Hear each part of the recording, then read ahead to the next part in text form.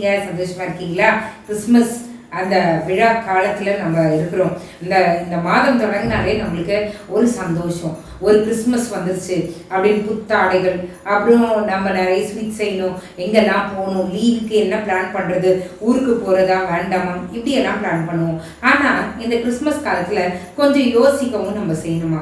ஆண்டவர் நம்மளை யோசிக்கிறதுக்கு, நம்மளை மனம் மாறுகிறதுக்கு ஆண்டவர் எதிர்பார்க்கிறார். சரி, இயேசுவானவர் எதற்காக இந்த உலகத்திற்கு வந்தார்? அந்த காரியங்களை நம்ம பார்த்து கொண்டு இருக்கிறோம். இன்றைக்கு எந்த காரியத்தை பார்க்க போகிறோம் என்றால், லூக்கா 4வது அதிகாரத்துல 18வது வசனம். அதுல போட்டிருக்கு, கர்த்தருடைய ஆவியானவர் என் மேல் இருக்கிறார், தரித்திரருக்கு சுவிசேஷத்தை பிரசங்கிக்கும்படி என்னை அபிஷேகம் பண்ணினார். இயேசுவானவர் இந்த உலகத்திற்கு வருகிறதற்கு முக்கியமான காரணம், ஆண்டவர் இந்த உலகத்துக்கு வரும்போது ஆவியானவர் அவரை நிரப்பினார். எதற்காக நிரப்பினார்னா, தரித்திரருக்கு சுவிசேஷத்தை பிரசங்கிக்கும்படியாக ஆவியானவர் அவரை அபிஷேகம் பண்ணினார். இன்றைக்கு நம்ம ஆவியானவரை பெற்றிருக்கிறோம், ஆவியானவருடைய வழிநடத்தலை உணர்ந்திருக்கிறோம், அபிஷேகம் பண்ணப்பட்டிருக்கிறோம், அபிஷேகத்தை பெற்றிருக்கிறோம் என்று மார்த்தட்டி கொண்டு சொல்லி இருக்கிறோம். ஆனா இன்றைக்கு கர்த்தர் சொல்றாரு, உண்மையான அபிஷேகமும் உண்மையான ஆவியானவருடைய அனுக்கிரகமும் நமக்கு இருக்கும்போது தரித்திரருக்கு சுவிசேஷத்தை சொல்லுவோமா? இயேசுவானவருக்கு ஆவியானவர் ஏன் நிரப்பினார்னா, தரித்திரருக்கு சுவிசேஷத்தை சொல்லும்படியாக அவரை அபிஷேகம் பண்ணினார். இன்றைக்கு கர்த்தர் நம்மை பார்த்து கேட்கிறார், நீங்க எப்படி பாஸ்டான இடமா பார்த்து ஆண்டவரை பத்தி சொல்றீங்களா, இல்ல தரித்திரருக்கு, ஆண்டவரை அறியாதவர்களுக்கு, வறுமை கோட்டுக்கு கீழ் இருக்கிறவர்களுக்கு கர்த்தர் நல்லவர், அவர் வல்லவர், அவர் நமக்காய் வந்தார், அவர் நமக்காய் மரித்தார், அவர் நமக்காய் உயிர்த்தார், அவர் நமக்காக திரும்ப வரப்போகிறார் என்கிற வார்த்தைகளை சொல்லுகிறோமா? இன்றைக்கு நம்மளே என்ன பண்ணுவோம், கொஞ்சம் யோசித்து பார்ப்போம். நம்ம எந்த கேட்டகரியில இருக்கோம்?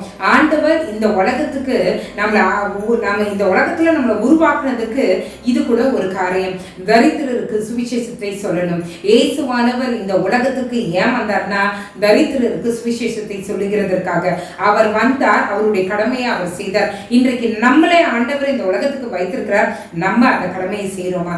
நம்மளால இயன்ற வரைக்கும் கர்த்தருடைய சுவிசேஷத்தை பாரெங்கும் நம்ம சொல்லுவோம், கர்த்தரிடமாய் ஜனங்களை திருப்புவோம். கர்த்தர் பெரிய காரியங்களை நம்மளுடைய வாழ்க்கையில் செய்வாராக. ஜெபம் பண்ணலாமா? எங்களை நேசிக்கிற நல்ல பரமபிதாவே, தரித்திரருக்கு சுவிசேஷத்தை சொல்லும்படியாக நீர் பரலோகத்தை விண்ணகத்தை விட்டு ஆண்டவரே பூமிக்கு நீங்க வந்தீங்க. ஆண்டவரே அப்பா, நீங்க தரித்திரருக்கு சுவிசேஷத்தை சொன்னீங்க, ஆனா நாங்க ஆண்டவரே சுவிசேஷத்தையே சொல்லாம நீர் எங்களுக்கு மேல விட்ட கட்டளையை மறந்து நீங்கள் போய் உலகமெங்கும் சர்வ சிருஷ்டிக்கும் சுவிசேஷத்தை அறிவிங்கன்னு சொல்லி கூட அந்த கட்டளையை பின்பற்றாம இன்னும் நாங்கள் வாழ்ந்து கொண்டு இருக்கிறோம். ஆண்டவரே எங்களை தயவாய் மாற்று. ஆண்டவரே ஒரு தெய்வ பயம் எங்களை பிடித்துக் கொள்வதாக எங்களால் இயன்ற வரைக்கும் ஆண்டவரே உம்மை பற்றி நாங்கள் மற்றவர்களிடத்துல சொல்ல கிருபை செய்யுங்க. உடைய வருகை மிக மிக மிக சமீபம். ஆண்டவரே அதை உணர்ந்தவர்களாய் நாங்கள் இருக்க எங்களுக்கு உதவி செய்யுங்க. ஆண்டவரே இந்த இரவுல நீங்க எங்களோடு பேசுறீங்களே, அதுக்காக உமக்கு நன்றி. ஆண்டவரே இந்த இரவுல என்னோடு இணைந்து யார் ஆண்டவரே, ஐயோ ஆண்டவரே நான் மற்றவர்களிடத்துல சொல்லாமல் இருந்துட்டேன்னு நினைச்சு யார் கஷ்டப்படுறாங்களோ ஆண்டவரே, இந்த நேரத்துல ஆவியானவரை நீங்க நிரப்புங்க.